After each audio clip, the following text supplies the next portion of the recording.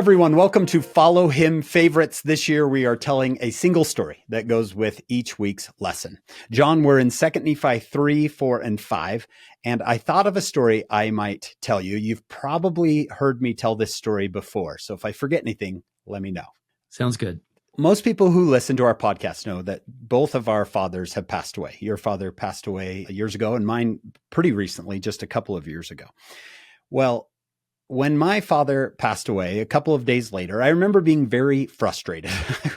I kind of told the Lord, like, hey, I would like a little notice when someone's going to die, because we figured we had more time, but didn't end up being that way. I was pretty frustrated with the Lord, and I was letting him know that I was frustrated with how things had played out.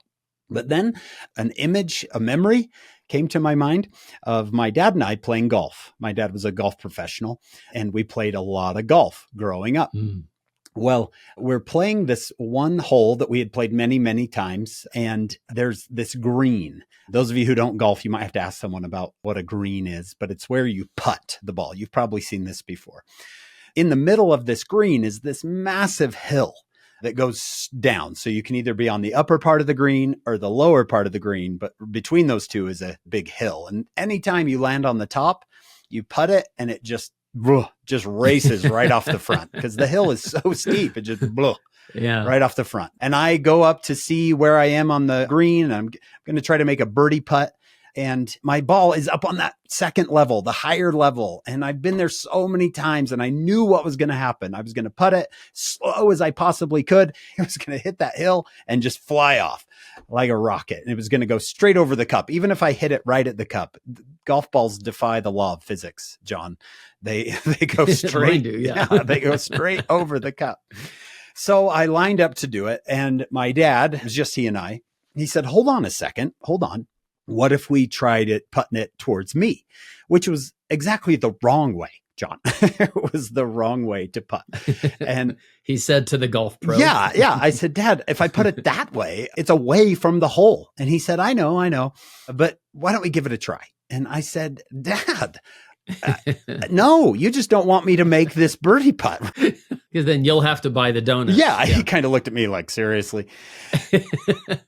We went back and forth for a long time. I think I was 15. And then he said this. I still remember this. He said, hey, who do you think knows more about this, me or you?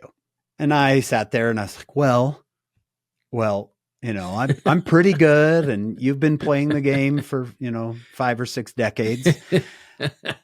And I said, I think we're about even. And he said, and I finally said, you know more about this than I do. And he said, that's right. So why don't we do it my way? And I said, all right. So I turned and I put this ball, John, the wrong way. So I put it towards him, and I watched it, and it went right towards him along the top of this hill. Then it got right towards his foot, and it turned. It turned to go back towards the cup, nice and slow.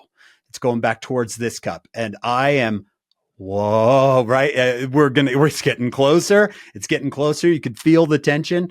It went slower and slower and slower, and then dropped right into that cup. And I went crazy.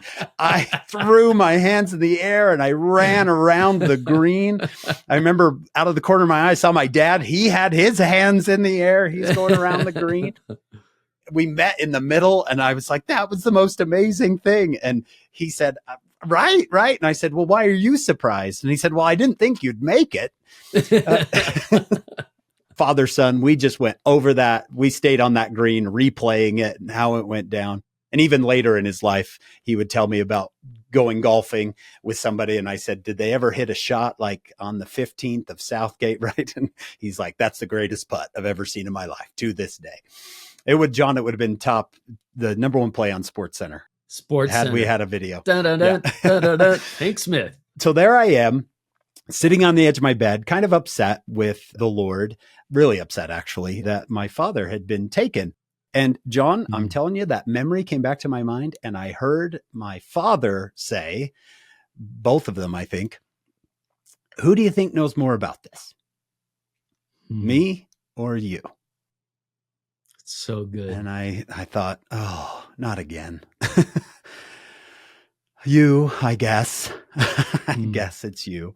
And the voice came again. Well, you're just going to have to trust me then. You're going to have to do this my way. And I've never forgotten that. So when I come to 2 Nephi 4 and I read about Lehi's death and Nephi's response and how when he thinks about that death, how sad he gets, he turns around and says, nevertheless, I bet you can finish it, John. I know in whom I have trusted. And then he picks up and he keeps going. It's a story that I love to tell. Who do you think knows more about this, me or you? It reminds me of one of my fallback verses in 2 Nephi 2, 2 Nephi 2:24. All things have been done in the wisdom of him who knoweth all things. I know in whom I have trusted. Somebody knows, and it's not you. And it's not you. That's humility, is knowing there's a God and you're not him. Well, thank you for joining us on Follow Him Favorites. We hope you'll join us on our full podcast. We're with Dr. Jan Martin this week, and she gives some incredible insights. And then after you listen to the podcast, come back here. Join us next week for another Follow Him Favorites.